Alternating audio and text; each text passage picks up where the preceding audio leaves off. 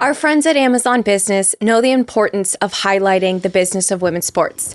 So today we're going to talk about monetizing your brand, which, as athletes, we're all running our own little companies, the company of us. Tell me about that experience, Tobin.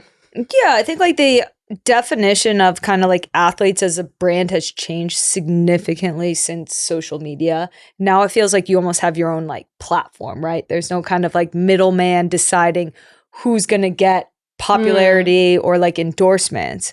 But the truth is like sports still revolves around these tentpole moments. Like we have a big one coming up. We have March Madness, in which case like somebody's going to kind of make a brand and a name for themselves that is going to create like a lot of attention and audience that they can capture, you know, within their platforms, and creates a lot of opportunities that brands probably want to buy into, because brands want to be a part of these big moments, and those big moments kind of curate stars and curate who energy goes to. Traditionally, women's athletes have crushed in marketing, and it's kind of come at like a little bit of, we kind of had to, because even if you look at today, the current like environment of women's sports, like look at what Caitlin Clark makes as her salary. It's like nothing, you know, but as endorsements and sponsorships, she crushes. Like it's crazy the difference between the two. And it has always felt like, you know, there's been a huge discrepancy between men's and women's athletes when it comes to brands and marketability,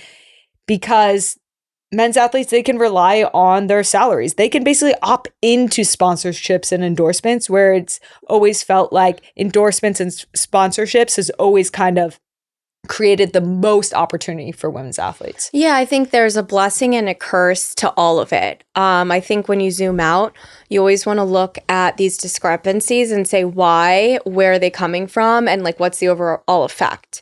And, you know, with my perspective and what I've learned is that when you zoom out and you look at the obligation to do a double duty, to do two jobs, like it's going to lead to exhaustion.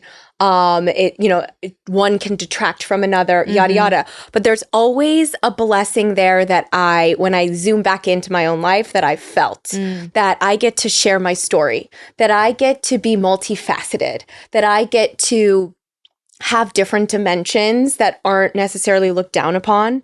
And I think that is the upside of having the women's sports ecosystem requiring almost the lack of a wall between athletes and their fans. Like the brands are asking us for so much, to share so much of us, because that's what the audience wants to know. And, you know, of course you want to be able to opt in. Of course you want to be able to get a fair value, but there's other energy that we exchange. And I think that that's been something that was an unexpected blessing for me, having to carry a bit of a double duty. It's a huge opportunity to be seen and to inspire and to be represented for the next generation, because, you know, where maybe we don't get the same kind of attention on like traditional media, like social media has created a pathway and a door for us to inspire the next generation. They can see us, they're accessible, athletes are accessible to other people.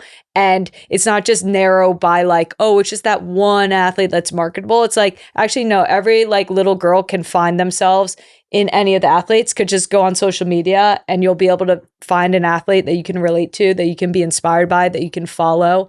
And that's so important to this equation. And I think it's something that has absolutely changed the trajectory for women's sports.